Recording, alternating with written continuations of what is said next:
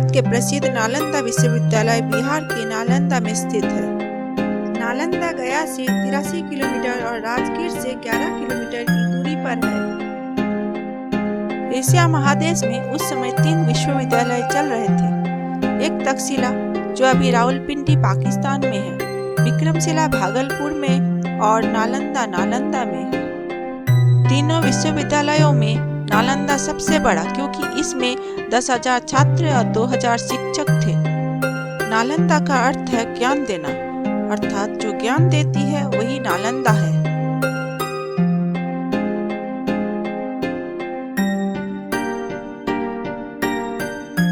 इसका क्षेत्र 10 किलोमीटर लंबा और 5 किलोमीटर चौड़ा था। इसमें 108 हॉस्टल, 108 टेम्पल थे। नालंदा विश्व का प्रथम विश्वविद्यालय था और उस समय तीनों विश्वविद्यालय भारत में था, इसलिए भारत को विश्व गुरु कहा जाता है। ये विश्वविद्यालय 700 वर्ष चलने के बाद अफगानिस्तानी आक्रमणकारी बख्तियार खिलजी ने आक्रमण किया, नालंदा को जलाया, इसे नष्ट किया। इसके बाद भूकंप से यह पूरा नष्ट हो गया।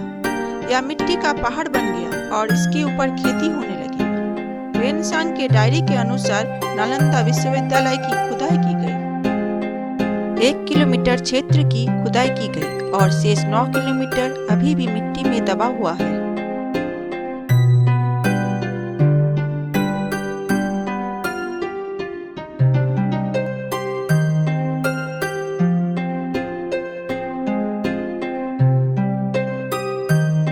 इसकी पूर्वी भाग में विद्यार्थियों को पढ़ने और रहने की व्यवस्था थी और पश्चिमी भाग में पूजा और मेडिटेशन की व्यवस्था थी।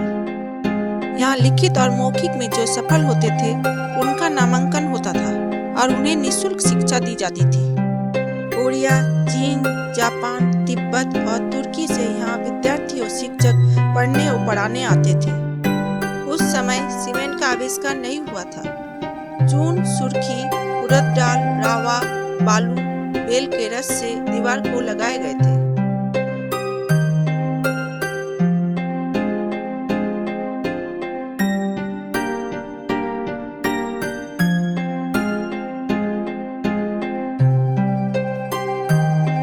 नालंदा को जलाया गया। नालंदा 6 महीने तक जलती रही।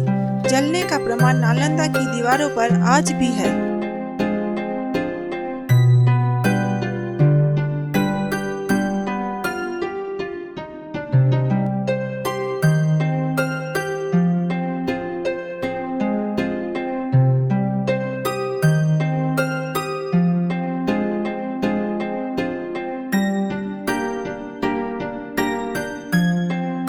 एक छात्रावास में 30 कक्ष थे। एक कक्ष में एक छात्र की रहने की व्यवस्था थी। सारे कमरे नेचुरल एयर कंडीशन और साउंड प्रूफ थे।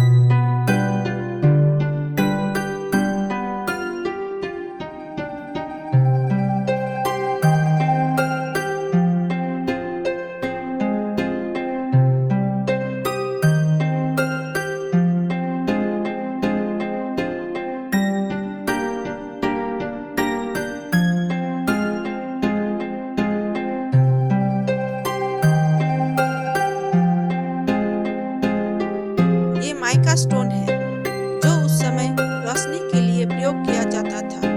इसमें चंद्रमा और सूर्य की रोशनी को रिफ्लेक्ट करके आंगन को प्रकाशित किया जाता था। आज भी ये पत्थर सूर्य की रोशनी से चमक रहा है। जल की व्यवस्था के लिए हर मठ के आंगन में एक कुआं बना हुआ था। यहाँ से जला हुआ चावल मिला है जो कि स्टोर रूम होने का प्रमाणित कराता है।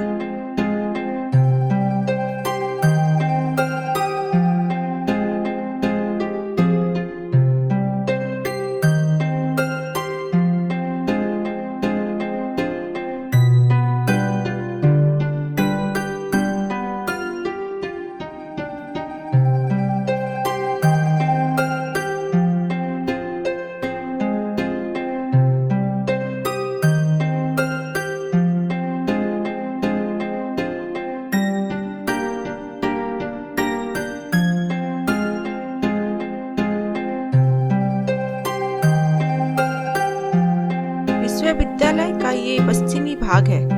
ये नालंदा का मेन टेम्पल है। यहाँ गोलाकार स्तूप है जो विद्यार्थी अध्ययन काल में देह त्याग करते थे उनकी राख को रख के समाधि बना दी जाती थी।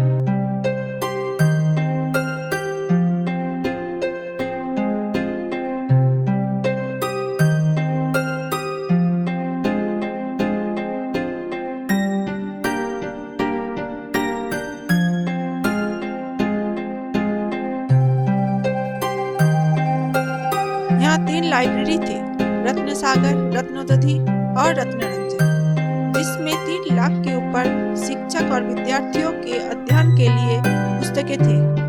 उस समय कागज का आविष्कार नहीं हुआ था। ताम्रपत्र और भोजपत्र की पुस्तकें थी।